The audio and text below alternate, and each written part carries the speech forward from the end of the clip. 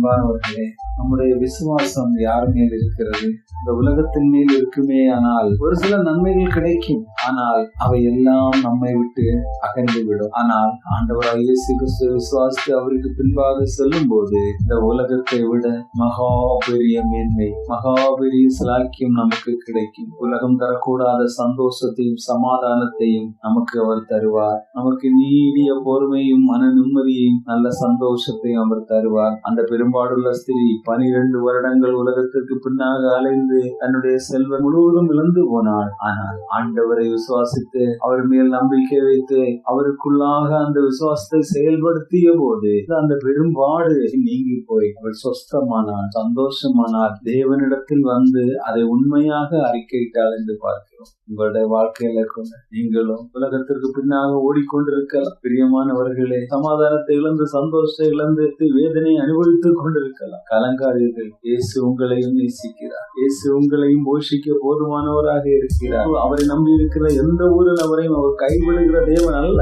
உங்களுடைய எந்த விதமான போராட்டமானாலும் அவருடைய பாதத்தில் வைத்து விடுங்கள். அவர் உங்களை விடுவிப்பார். அந்த பெரும்பாலுள்ள ஸ்திரீ விசுவாசித்து தொட்ட போது அந்த வல்லமை அவளை சுத்தமாக்கினது போல நீங்கள் இப்போதே அவருக்கு முன்பாக ஒரு விசுவாசத்தை வைக்கும் போது உங்களுடைய எல்லா பாடுகளும் அதிலிருந்து விலகி ஓடும். நீங்கள் சந்தோஷம் அடைவீர்கள், சமாதானம் அடைவீர்கள். நீங்கள் தேடிய நிம்மதி இயேசு தருகிறார். முன்னே வாருங்கள். தேவனுடைய வசனத்தை வாசியுங்கள், ஜெபம் பண்ணுங்கள். தேவன் உங்களை வழி நடத்துவார். அவர் மேல் மாத்திரம் விசுவாசம். உலகத்தில் விசுவாசம் வைத்த அதுக்கு உங்களை கைவிடும். ஆனா